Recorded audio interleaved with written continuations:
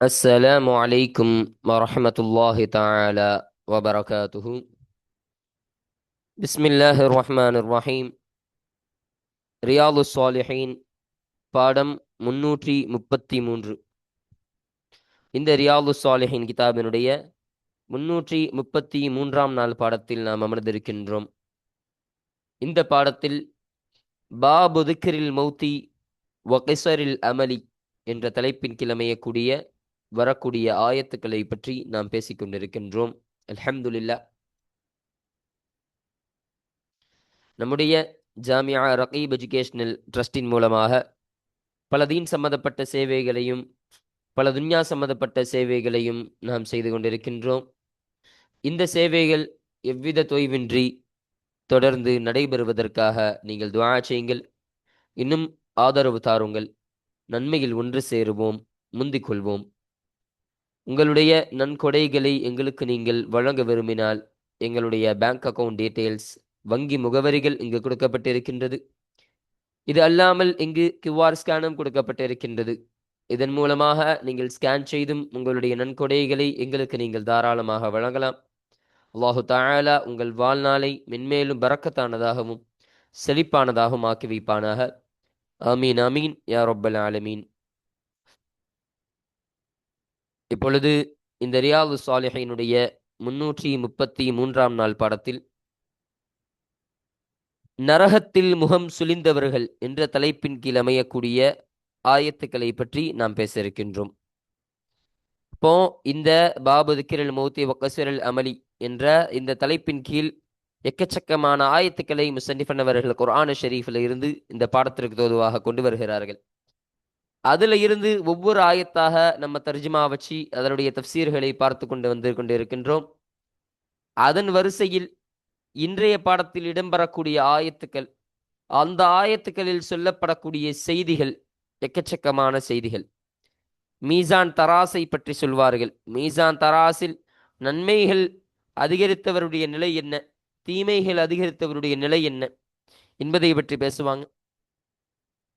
அடுத்தபடியாக நரகத்தில் முகம் சுளிந்தவர்கள் யாராக இருப்பார்கள், நரகத்தினுடைய அந்த நெருப்பு எந்த அளவிற்கு கடுமையான அதாபுக்குரியதாக, கடுமையான வேதனை தரக்கூடியதாக இருக்கும் என்பதை பற்றி பேசக்கூடிய ஆயத்துக்களாகவும் அமையக்கூடியதாக இருக்கும்.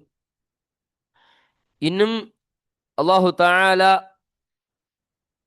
அல்லாஹுடைய அந்த ஆயத்துக்களை மறுத்தவர்களை பார்த்து அல்லாஹ் கேட்கக்கூடிய அந்த கேள்வி, அல்லாஹ் எப்படிப்பட்ட கேள்விகளை கேட்கிறான், அல்லாஹ் அப்படி ஆயத்துக்களை அவர்களுக்கு தந்தும் அவர்கள் எப்படி பொய்ப்பித்தவர்களாக அவர்கள் வாழ்ந்தார்கள், அவர்களுக்கு இருக்கக்கூடிய தண்டனைகள் என்ன, அவர்களிடத்தில் அல்லாஹ் என்ன உரையாடுகிறான் என்பதை பற்றி பேசக்கூடிய ஆயத்துக்களும் இந்த பாடத்தில் அமையக்கூடியதாக இருக்கும். அப்போ ஆக மொத்தம் இந்த பாடத்தினுடைய தலைப்பு நரகத்தில் முகம் சுளிந்தவர்கள் என்ற தலைப்பின் கீழ் இந்த பாடத்தை நாம் அமைக்கின்றோம். அல்ஹம்துலில்லாஹ். இப்போ இந்த ஆயத்துகளுக்கான தர்ஜுமாக்கள், அந்த ஆயத்துக்கள், அதனுடைய தஃப்சீர்கள், அது எதற்காக இந்த பாடத்திற்கு தோதுவாக முஸன்னிஃப் அவர்கள் கொண்டு வந்தார்கள் என்ற செய்திகளை எல்லாம் இந்த ஆயத்துக்கள் வாசிக்கும் பொழுது நம்ம முழுமையாக நாம் பார்ப்போம். அல்ஹம்துலில்லாஹ். இப்போ நம்ம கிதாபை பார்ப்போம். இந்த பாடம் துவங்கி இதில் இடம்பெறக்கூடிய ஆயத்துக்கள் வரிசையாக ஒவ்வொன்றாக பார்த்து இறுதியாக நம்ம பார்த்த பாடத்தில் فَإِذَا نُفِخَ فِي الصُّورِ فَلَا أَنْسَابَ بَيْنَهُمْ يَوْمَئِذٍ وَلَا يَتَسَاءَلُونَ இந்த ஆயத்து வரையிலும் 101வது ஆயத்து வரையிலும் முழுமையாக நம்ம பார்த்து அந்த பாடங்களை நிறைவு செய்து இருக்கின்றோம். இப்போ இந்த பாடத்தில் நம்ம வாசிக்கக்கூடிய ஆயத்துக்கள் இந்த ஆயத்திற்கு பின் வரக்கூடிய ஆயத்துக்களை தான். இப்போ பாருங்க, فَمَنْ ثَقُلَتْ مَوَازِينُهُ فَأُولَئِكَ هُمُ الْمُفْلِحُونَ. இதனுடைய ஆயத்துகள், இந்த ஆயத்தினுடைய தர்ஜுமா என்ன? ஃபமன் சகுலத் மவாசீனுஹு, யாருடைய நன்மையினுடைய அந்த ஏடுக்கான அந்த தராசுகள் வெயிட் ஆகிவிட்டதோ, கனமாகிவிட்டதோ, ஃபஉலாயிக, அப்பொழுது அவர்களே ஹுமுல் முஃப்லிஹூன், அவர்களே வெற்றியாளர்களாக ஆகிவிடுவார்கள் என்பதை சொல்லக்கூடிய ஆயத்தாக இந்த ஆயத் என்பது இருக்கின்றது. இப்போ இந்த ஆயத்துக்கான தஃப்சீரை நம்ம பார்ப்போம். ஃபமன் சகுலத் மவாசீனுஹு என்பதற்கான தஃப்சீரில் இப்னு கஸீரில் நமக்கு சொல்லக்கூடிய விளக்கம் என்னன்னா, யாரின் நற்காரியங்கள் தராசில் தீயதை விட அதிகமாக இருக்குமோ அது ஒரே ஒரு நல்லதாக இருந்தாலும் சரி என்பதாக சொல்லித் தருகிறார்கள். இதற்கு கீழாக ஒரு ஹதீஸையும் நமக்கு எழுதுகிறாங்க. ஸல்லல்லாஹு அலைஹி வஸல்லம் அவர்கள் சொல்வார்களாம், கியாமத்து நாளில் அல்லாஹ் ஒருவனை வரவழைப்பானாம். ஒருவனை வரவழைத்து அவனுக்கு 99 தீயது இருக்குமாம். இப்போ 99 தீய காரியங்கள் அவனுடைய பேரில் இருக்கக்கூடியதாக இருக்குமாம். அப்போ அந்த தீய காரியம் எத்தகையதாக இருக்குன்னு சொன்னா அது நீளமானதாகவும் இருக்குமா. அந்த பட்டியல் அவன் கையில கொடுத்தன்னு சொன்னா அது ரொம்ப நீண்டு போகக்கூடியதாக, அவ்வளவு தீய செயல்கள் இருக்கக்கூடியதாக இருக்குமாம். அப்படிப்பட்டவனை கொண்டு வரப்படும். அப்போ அவனிடத்தில் கேட்கப்படுமா, நீ இதையெல்லாம் மறுப்பாயா, இதையெல்லாம் நீ ஏற்றுக்கொள்கிறாயா என்று கேட்ட பொழுது, நான் இதையெல்லாம் ஏற்றுக்கொள்கிறேன், நான் இதையெல்லாம் மறுக்கவில்லை என்று அவன் சொல்வானாம். பின்பு லா இலாஹ இல்லல்லா என்று எழுதப்பட்ட ஒரு காகிதம் ஒன்று கொண்டு வரப்படுமாம். கொண்டு வரப்பட்டு அதை தராசில் வைத்து பார்ப்பானாம் அல்லாஹு தஆலா. அதை தராசில் வைத்து பார்த்தவுடனே அந்த தராசு அந்த தீயதான 99 காரியங்களையும் ஏற்றிவிட்டு அதையெல்லாம் இந்த கனமானதாக ஆக்கி விடுமாம். அந்த லா இலாஹ இல்லல்லா என்ற அந்த எழுதப்பட்ட ஒரு காகிதம் கனமாகி விடுமாம் என்ற ஹதீஸை ஸல்லல்லாஹு அலைஹி வஸல்லம் அவர்கள் சொல்வார்களாம். இப்போ இதுல இருந்து விளங்கக்கூடிய விஷயம் என்னன்னா, ஒருத்தவன் 99 பாவத்தை செஞ்சிருக்கிறான், அதாவது அவன் 100% இருக்குன்னு சொன்னா 99% அவனுடைய வாழ்க்கையில் பாவமாக தான் இருக்கு. ஆனா அந்த 1% லா இலாஹ இல்லல்லா என்ற கலிமாவை சொல்லிய ஒரு முஸ்லீமாக இருக்கிறான், ஒரு முஃமினாக இருக்கிறான்னு சொன்னான். அந்த லா இலாஹ இல்லல்லா என்ற கலிமாவை அல்லாஹ் பொருந்தி கொண்டவனாக இருந்தான்னு சொன்னா அவனுடைய தராசு, அவனுடைய தராசில் அவனுடைய நன்மை ஏடு அந்த தராசை வெயிட்டாக்கி விடும், அது கனமாக்கி விட்டு அவன் அவன் வெற்றியாளனாக ஆகக்கூடியவனாக இருப்பான் என்ற விளக்கத்தை இங்கு இப்னு கஸீர் நமக்கு அருமையாக சொல்லித் தருகிறார்கள். ஃபஉலாயிக ஹுமுல் முஃப்லிஹூன் என்ற வார்த்தைக்கு இந்த இப்னு கஸீரில் சொல்லும் பொழுது சொல்றாங்க, நரகத்தை விட்டும் நீங்கி சுவனத்தில் நுழைந்து விடுவான் என்பதை சொல்லித்தராங்க. இப்போ ஃபுலாயிக ஹுமுல் முஃப்லிஹூன் அவன் வெற்றியாளராக ஆகிவிடுவானா, என்ன வெற்றியாளன், அந்த வெற்றிக்கான சன்மானம் என்ன, அந்த வெற்றிக்கான புரோஜனம் என்னன்னு கேட்டா, அவன் நரகத்தை விட்டும் அல்லாஹு தஆலா அவனை நீக்கி விடுவான். நரகத்தை அவனுக்கு ஹராமாக்கி சுவனத்தை அவனுக்கு வாஜிபாக ஆக்கி விடுவான். சுவனத்தில் அவனை நுழையச் செய்து விடுவான். அதுதான் வெற்றியாளர் என்பதை நமக்கு இங்கு சொல்லித் தருகிறார்கள்.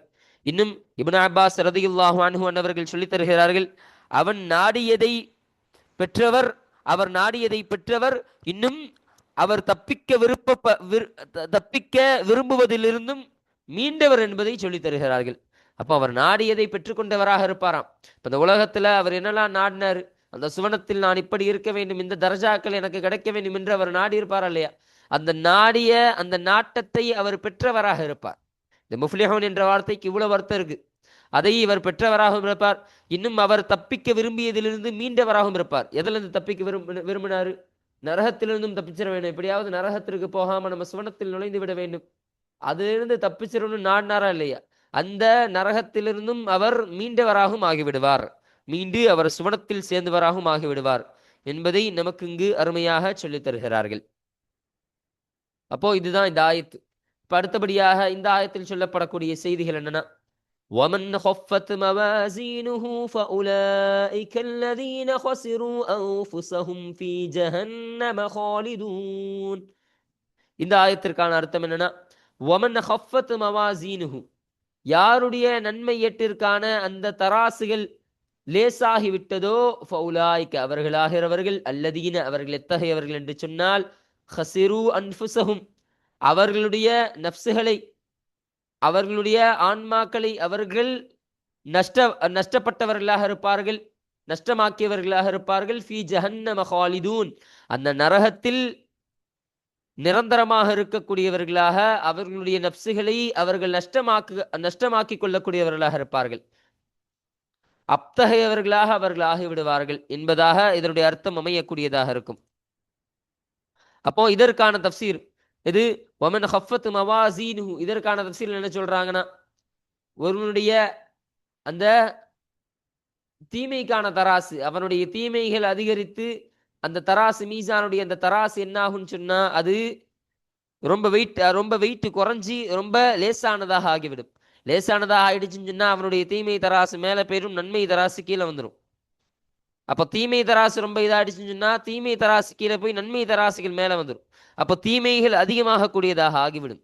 அப்போ அப்படி அதிகமாக கூடியதாக ஆகிவிட்டது என்று சொன்னால், ஃபஉலாயிக அவர்களாகிறவர்கள், அல்லதீன ஹஸிரு அன்ஃபுஸஹும் இதுக்கு நமக்கு தஃப்சீர் என்ன சொல்றாங்கன்னா, நஷ்டமடைந்து அவர்கள் அழிந்து போனார்கள், இழப்பான வியாபாரத்தை அவர்கள் சுமந்து கொண்டார்கள் என்பதாக எழுதுறாங்க.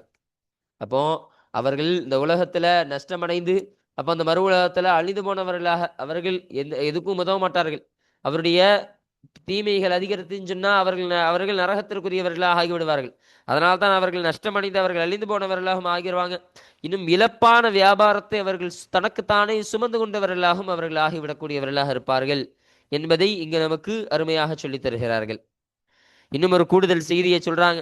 அனஸ் இப்னு மாலிக் ரலியல்லாஹு அன்ஹு அன்னவர்களை தொட்டும் அறிவிக்கப்படக்கூடிய ஒரு ஹதீஸ். அந்த ஹதீஸ்ல என்ன சொல்றாங்கன்னா, மீசான் தராசில் அருகில் 2 மலக்கு நிற்பார்களாம், நிர்ணயம் செய்யப்பட்டு இருப்பார்களாம். அப்பொழுது மனிதனை கொண்டு வந்து 2 தராசின் இடையில் நிப்பாட்டப்படுவான் ஒரு மனிதன். அப்போ தராசு உயர்ந்து விட்டால் அதில் ஒரு மலக்கு நித்திய மகிழ்ச்சியை அடைந்து விட்டான், இனி துயரமே இவனுக்கு கிடையாது என்று எல்லா படைப்பினங்களுக்கும் கேட்கும் அளவிற்கு அவர் சத்தமிட்டு சொல்வார்களாம். இப்போ மீசான் தராசு வைக்கப்பட்டிருக்கும், அந்த தராசிற்கு இடையில 2 மலக்குமார்கள் நிற்பாட்டப்பட்டு இருப்பாங்களாம். நிப்பாட்டப்பட்டிருக்கக்கூடிய சமயத்தில் ஒவ்வொரு மனிதராக கொண்டு வரப்படும்.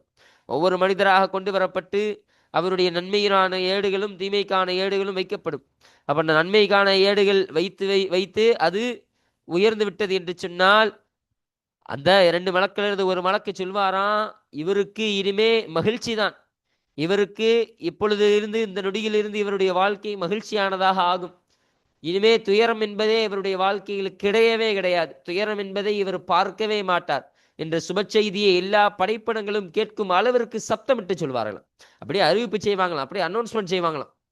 அதுவே இன்னொரு மனிதனை கொண்டு வரப்பட்டு அவருக்கான அந்த தீமைக்கான ஏடு அதிகமாகி தீமை அதிகமாகிவிட்டது என்று சொன்னால் அப்பொழுது இன்னொரு மலக்கும் இதே மாதிரி சப்தமிட்டு சொல்வாராம், இவருக்கு இந்த நொடியிலிருந்து துயரம் என்பதுதான் இருக்கும், இந்த உலகத்துல இனிமே துயரத்தை மாத்திரம்தான், இந்த மறு உலகத்தில் துயரத்தை மாத்திரம்தான் அனுபவிக்கக்கூடியவராக இருப்பார், மகிழ்ச்சி என்பது ஒரு துளி கூட இவருடைய வாழ்க்கையில் இனி வராது என்று எல்லா படைப்பினங்களும் கேட்கும் அளவிற்கு அவரும் சத்தமிட்டு சொல்வார்களாம் என்ற செய்தியினை இங்கு நமக்கு அருமையாக சொல்லித் தருகிறார்கள். அப்ப இத்தகைய ஒரு விஷயம் அந்த மறுமையில் நடத்தப்படும், அந்த மீசான் தராசில் எடையிடும் பொழுது நடக்கக்கூடிய செய்தியை நமக்கு இங்கு இந்த ஹதீஸின் மூலமாக நமக்கு அருமையாக கற்றுத்தருகிறார்கள்.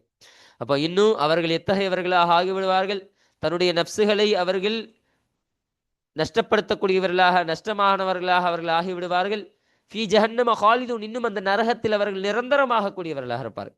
இப்ப நரகத்துல சிறிது காலம்லாம் கிடையாது, கொஞ்ச காலம் நரகத்தில் இருந்து பின்பு மீண்டு வந்து அவர்கள் சிவனத்திற்கு போகக்கூடிய நிலை அப்படியெல்லாம் கிடையாது. அவர்கள் நரகத்திலேயே நிரந்தரமாக கூடியவர்களாக இருப்பார்கள். அவர்கள் தீமை அதிகரித்ததன் காரணமாக, அல்லாஹ் அவருடைய கட்டளையை மீறியதன் காரணமாக, அல்லாஹ்வுடைய கடமையான காரியங்களை செய்யாததன் காரணமாக அவர்கள் தீமைகள் அதிகரித்து அந்த நரகத்திலேயே அவர்கள் நிரந்தரமாக தங்கிவிடக்கூடியவர்களாக இருப்பார்கள் என்பதை நமக்கு இங்கு அருமையாக சொல்லித் தருகிறார்கள். அடுத்தபடியாக ஆயத்தை பாருங்க. تلفح وجوههم النار وهم فيها كالحون. இதனுடைய தர்ஜுமா என்ன? தல்ஃபஹு உஜூஹஹும் النار, அந்த நரகம் என்பது அவர்களுடைய முகங்களை அது எரித்து விடக்கூடியதாக இருக்கும். வஹும், இன்னும் அவர்களாகிறவர்கள் ஃபீஹா அந்த நரகத்திலே காலிஹூன், அவர்கள் முகம் சுளிந்தவர்களாக ஆகிவிடக்கூடியவர்களாக இருப்பார்கள் என்பதை நமக்கு இங்கு சொல்லித் தருகிறார்கள். இந்த தல்ஃபஹு உஜூஹஹும் النار என்பதற்கு தஃசீர் இப்னு கஸீரில் சொல்லும் பொழுது ஒரு ஹதீஸை சொல்லித் தருகிறார்கள். நிச்சயமாக நரகம் அதற்குரியவர்களினுடைய தசையை அது எரித்துவிடும், அப்பொழுது உடலில் எந்த மாமீசமும் மீதமில்லாமல் கால் மூட்டின் அருகே விழுந்துவிடும் என்பதை நமக்கு இங்கு சொல்லித் தருகிறார்கள். ஸல்லல்லாஹு அலைஹி வஸல்லம் சொல்லுவாங்களா, அந்த நரக நெருப்பினுடைய அந்த அந்த உஷ்ணம் எந்த அளவு இருக்குன்னு சொன்னா அது அவருடைய முகத்தை எல்லாம் கரித்து விட்டு அவருடைய தசைகள் எல்லாம் அது அது உருக்கிவிடக்கூடியதாக இருக்குமா. எந்த அளவிற்குன்னு சொன்னா அவர்கள் உடல் இருக்கக்கூடிய மாமீசம் அது எதுவும் மீதமில்லாமல் எல்லா மாமீசமும் அவருடைய முட்டினுடைய, அவர்களுடைய மூட்டு இருக்குமா இல்லையா, அந்த முட்டுக்காலினுடைய அருகில் வந்து அது விழுந்து விடக்கூடியதாக இருக்குமா. அத்தகைய ஒரு வேதனைக்குரியதாக அந்த நரகம் என்பது இருக்கும் என்பதை ஸல்லல்லாஹு அலைஹி வஸல்லம் அவர்கள் சொல்லி தந்த அந்த ஹதீஸை இந்த இடத்திற்கு விளக்கமாக நமக்கு எழுதி தருகிறார்கள்.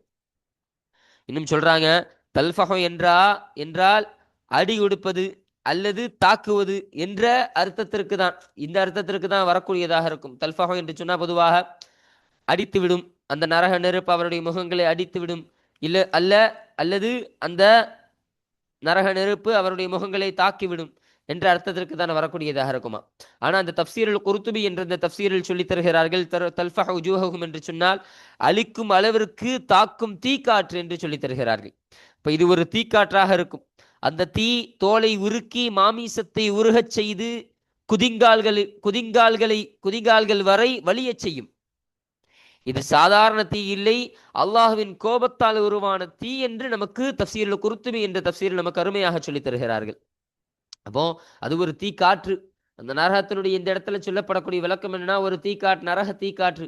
அந்த தீ காற்று என்ன செய்யும் சொன்னா, அந்த உலகத்தில் அந்த நன்மைகள் குறைந்து தீமைகள் அதிகரித்து அந்த மக்கள் இருப்பார்கள் இல்லையா, நரகத்திற்கு சொந்தக்காரர்கள், அவருடைய முகங்களை பார்த்து அந்த காற்று வீசக்கூடியதாக இருக்கும். அது வீசிருச்சுன்னு சொன்னா அவருடைய தோல் எல்லாம் உருகி மாமிசங்களை எல்லாம் அது உருகச் செய்து அவருடைய குதிங்கால்கள் வழியாக அது வலிந்து விடக்கூடியதாக இருக்கும் அவருடைய தோள்கள் எல்லாம். அந்த அளவிற்கு ஒரு தீக்காற்றாக இருக்கும். இது சாதாரண தீக்காற்று ஒன்றும் கிடையாது, அல்லாஹ்வினுடைய கோபத்தால் உருவான தீ. அப்படிப்பட்ட ஒரு தீக்காற்றாக இருக்கும் என்பதை நமக்கு இங்கு அருமையாக சொல்லித் தருகிறார்கள். பாருங்க, வஹும் ஃபீஹா, இன்னும் அவர்கள் அந்த நரகத்திலே ஆகிவிடுவார்கள். காலிஹூன், காலிஹூன் என்பதற்கு தஃப்சீருல் இப்னு கஸீரில் சொல்லும் பொழுது முகம் சுளிந்தவர்கள் என்ற அர்த்தத்தை சொல்லித் தருகிறார்கள். அதாவது வாய் சுளிந்து முகம் சுருங்கி பற்கள் வெளிப்பட்டவர்களாக இருப்பார்கள் என்பதை நமக்கு இங்கு அருமையாக சொல்லித் தருகிறார்கள். இன்னும் சொல்றாங்க, இன்னும் அவன் மேல் உதடு சுருங்கி தலையின் நடுப்பகுதி வரை சென்றுவிடும், அவன் கீழ் உதடு தளர்ந்து அவன் நாபியை தொட்டுவிடும். அதாவது நாபின்னு சொன்னா அவனுடைய தொப்பில் வரையிலும் அது தொட்டுவிடக்கூடியதாக இருக்கும் என்பதை இங்கு இப்னு கஸீர் என்ற தஃப்சீரில் அருமையாக சொல்லித் தருகிறார்கள். இப்போ முகம் சுளிந்தவர்கள்னா சாதாரண முகம் சுளிந்தது கிடையாது, வாயெல்லாம் சுளிஞ்சிரும், வாயெல்லாம் அப்படியே சுளிந்து சூமி போய்விடும். இப்போ முகமெல்லாம் சுருங்கிவிடும், எலும்பெல்லாம் அப்படி தெரியும் அளவிற்கு சுருங்கி பற்கள் எல்லாம் எழுப்பிடும் அளவிற்கு அவர்கள் ஆகிவிடுவார்கள். இன்னும் சொல்றாங்க, அவருடைய மேல் உதடு எத்தகையதாக இருக்கும், மேல் உதடு அப்படி எந்த அளவிற்கு சுருங்கின்னு சொன்னா அது தொங்கி அது அவனுடைய தலையினுடைய பாதி பகுதி, அதனுடைய தலைப்பகுதியினுடைய பாதி அளவிற்கு வரையில் சென்று விடக்கூடியதாக இருக்கும். அவருடைய கீழ் உதடு எந்த அளவுன்னு சொன்னா அது தளர்ந்து போய் அவனுடைய தொப்புள் வரையிலும் அது தொங்கக்கூடியதாக இருக்கும். அத்தகைய ஒரு வேதனை, அத்தகைய ஒரு காற்றாக, அத்தகைய வேதனை தரக்கூடிய நரகமாக இருக்கும் என்பதை இங்கு நமக்கு அருமையாக இந்த காலிஹூன் என்ற வார்த்தைக்கு அருமையாக நமக்கு இங்கு சொல்லித் தருகிறார்கள். அப்போ அத்தகைய கொடுமையான ஒரு நரகம், அத்தகைய அந்த பாவம் செய்பவர்களுக்கு அல்லாஹ் அத்தகைய கொடுமையான கடுமையான நரகத்தை அல்லாஹ் வைத்திருக்கிறான். அத்தகைய நரகத்தை விட்டும் அல்லாஹ் நம்மை பாதுகாப்பானாக. இப்போ அடுத்தபடியாக இந்த ஆயத்தை நம்ம பார்ப்போம். அலம் தகுன் ஆயாதி துத்லா அலைக்கும் ஃபகுந்தும் பிஹா துகذிபூன். இந்த ஆயத்திற்கான அர்த்தம் என்ன? அலம் தகுன் ஆயாதி துத்லா அலைக்கும், உங்களின் மீது உங்களுக்கு மத்தியில் என்னுடைய ஆயத்துகள், என்னுடைய அத்தாட்சிகள் ஓதி காண்பிக்கப்பட்ட பொழுதும் நீங்கள் ஆகவில்லையா? ஃபகுந்தும் பிஹா துகذிபூன், அவைகளை கொண்டு நீங்கள் ஆகிவிட்டீர்கள். துகذிபூன், பொய்ப்பித்தவர்களாகவே நீங்கள் ஆகிவிட்டீர்கள் என்று அல்லாஹ் சொல்லக்கூடிய ஒரு ஆயத்தாக இந்த ஆயத் என்பது இருக்கின்றது.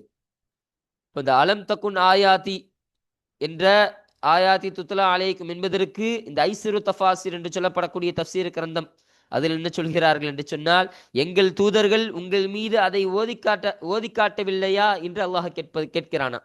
இப்போ எங்களுடைய ஆயத்தில் உங்களை ஓதி காமிக்கப்பட்டுச்சுன்னா அல்லாஹு தஆலா ஒவ்வொரு நபிமார்களுக்கும் ஒவ்வொரு வேதங்களை கொடுத்தான், நமக்கெல்லாம் தெரியும். அந்த வேதங்களை கொடுத்து அவர்களுடைய சமுதாயத்தார்களுக்கு மத்தியில் அதை ஓதச் செய்தான் இல்லையா, அதை அவர்களும் ஓதி காமித்தார்கள். அப்போ ஓதி காமித்தாங்கன்னு சொன்னா அல்லாஹ் ஓதி காமித்தாங்கன்னு சொன்னா அதில் எல்லா விஷயமும் வரக்கூடியதாக இருக்கும். அல்லாஹ் எதை நற்காரியம் என்று வைத்திருக்கின்றான், அல்லாஹ் எதை ஹலாலான காரியம், அல்லாஹ்விற்கு எது பிடித்தமான காரியம் என்பது இருக்கின்றது, அல்லாஹ் எதை தடை செய்து வைத்திருக்கின்றான், அந்த எல்லா காரியங்களும் உங்களுக்கு ஓதி காமித்தார்கள் அல்லவா.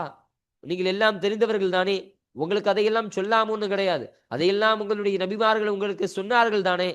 அதை சொல்லியும் நீங்கள் அதை பொய்ப்பித்தவர்களாக ஆகிவிட்டீர்களே.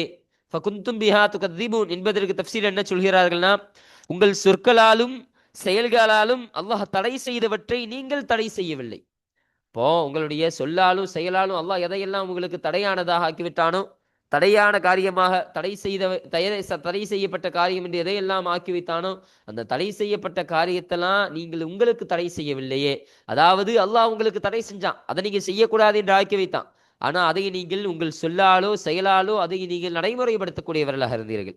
அதை உங்களுக்கு நீங்கள் ஹராமாக்கி கொள்ளவில்லையே என்பதை என்ற ஒரு விளக்கத்தை இந்த ஐசிறு தஃபாசிர் என்ற தஃசீரில் அருமையாக விளக்கி தருகிறார்கள். இன்னும் சொல்றாங்க, அல்லாஹ் கட்டாயப்படுத்தியவற்றை நிறைவேற்றவில்லை, மேலும் அல்லாஹ் தடை செய்தவற்றிலிருந்து நீங்கள் விலகவும் இல்லை என்பதையும் இங்கு சொல்லித் தருகிறார்கள். அல்லாஹ் எதையெல்லாம் கட்டாயப்படுத்திருப்பான், அல்லாஹ் எதையெல்லாம் இந்த உலகத்திற்கு கடமையான காரியம் என்று வைத்திருப்பானோ அந்த கடமையெல்லாம் நீங்கள் நிறைவேற்றாமல் ஆகிவிட்டீர்களே, அதையெல்லாம் நீங்கள் நிறைவேற்றவும் இல்லை. இன்னும் அல்லாஹ் எதையெல்லாம் தடை செய்த காரியம் என்று வைத்திருப்பானோ அந்த தடை செய்த காரியத்திலிருந்து நீங்கள் உங்களை விலக்கிக் கொள்ளவும் இல்லை, அதிலிருந்து நீங்கள் விலகிக் கொள்ளவும் இல்லையே என்பதை அல்லாஹ் இங்கு சொல்லித் தருகிறான். இந்த இந்த கருத்தை, இந்த விளக்கத்தை நமக்கு அருமையாக இங்கு சொல்லித்தரக்கூடியவர்களாக இருக்கிறார்கள். இப்போ இதுதான் இந்த ஆயத்திற்கான தஃசீராக இருக்கின்றது. இப்போ இலா கௌலிஹி தஆலா கம் லபிஸ்தும் ஃபில் அர்தி அதத சினீன் என்பதாக இந்த ஆயத்தை தொடர்கிறார்கள். இலா கௌலிஹி தஆலனா, இப்போ இந்த 105வது ஆயத்திற்கும் இந்த கம் லபிஸ்தும் கால கம் லபிஸ்தும் என்று அமையக்கூடிய இந்த ஆயத்திற்கும் மத்தியில சில ஆயத்தை சொல்லித் தருகிறார்கள். அந்த ஆயத்திற்கான அர்த்தம், அந்த ஆயத்தை என்பதையும் நமக்கு இங்கு பார்ப்போம்.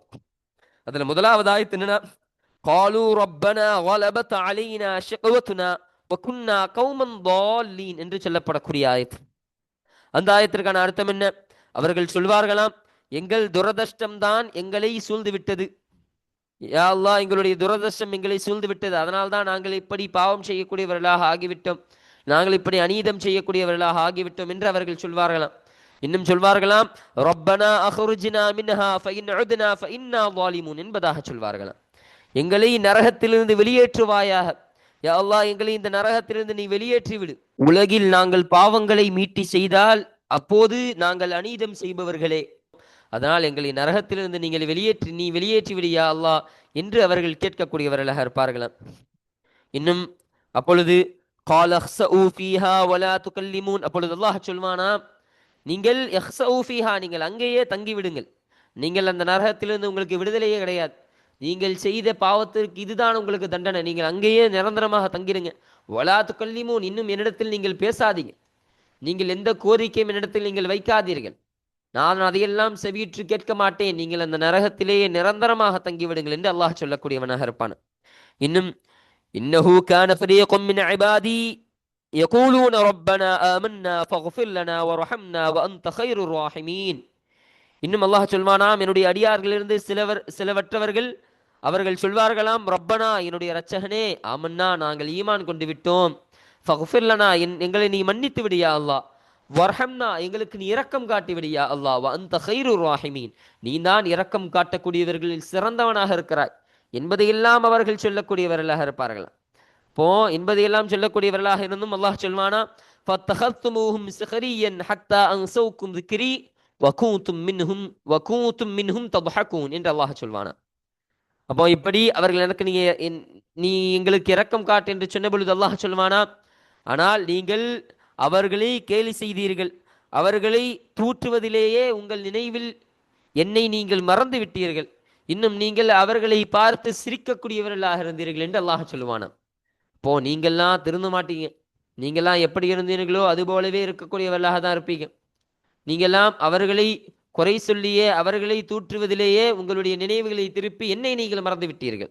இப்போ என்னை நினைவு கூற வேண்டும் என்ற ஒரு காரியம் உங்களுக்கு நினைவுக்கு வரல, அவர்களை தான் நீங்கள் ஏசக்கூடியவர்களா, அவர்களின் பக்கம் உங்களுடைய கவனத்தை செலுத்தக்கூடியவர்களா இருந்தீர்களே தவிர என்ன நீங்க கண்டுக்கவே இல்லை, என்ன நீங்க கொஞ்சம் கூட ஏறெடுத்து கூட நீங்க பார்க்கல, என்ன கூட நீங்க நினைவில் வைத்துக் கொள்ளவே இல்லை என்று அல்லாஹ் சொல்லிவிட்டு கடைசியாக சொல்வானா, இன்னி ஜஸைத்துஹுமுல் யௌம பிமா ஸபரு அன்னஹும் ஹுமுல் ஃபாயிஸூன்.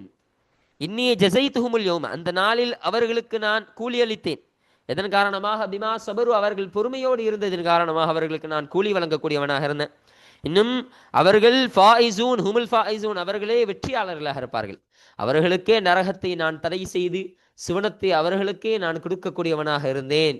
நீங்க அவர்களை கேலி செய்து நீங்கள் நஷ்டவாளிகளாக இந்த நரகத்தில் நிரந்தரமாக தங்கக்கூடியவர்களாக நீங்கள் ஆகிவிட்டீர்கள் என்று அல்லாஹ் சொல்லக்கூடியவனாக இருப்பான என்ற செய்தி தான் இந்த ஆயத்து. அப்ப இந்த ஆயத்து தான் இந்த இடையில் பதிவு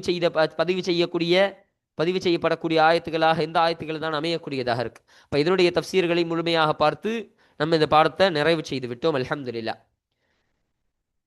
அப்ப இந்த ஆயத்துகள், இங்கு சொல்லப்பட்ட ஆயத்துகள் எல்லாம் இந்த பாடத்திற்கு தோதுவாக முஸன்னிஃப் அவர்கள் கொண்டு வர காரணம் என்னன்னு சொன்னா, இங்கு அல்லாஹ் சொல்லித் தருகிறான், உங்களுடைய மரணத்தை நீங்கள் ஒவ்வொரு நொடியும் நீங்கள் நினைவு கூர்ந்து கொள்ளுங்கள். எப்பொழுது வேண்டுமானாலும் மரணம் என்பது வரும், மவுத் என்பது உங்களுக்கு வரக்கூடியதாக இருக்கும்.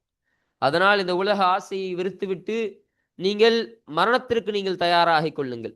அல்லாஹ் எதை கட்டாயப்படுத்தியிருக்கின்றானோ, கடமையாக்கியிருக்கின்றானோ அந்த காரியத்தை நீ முழுமையாக செய்யுங்கள்.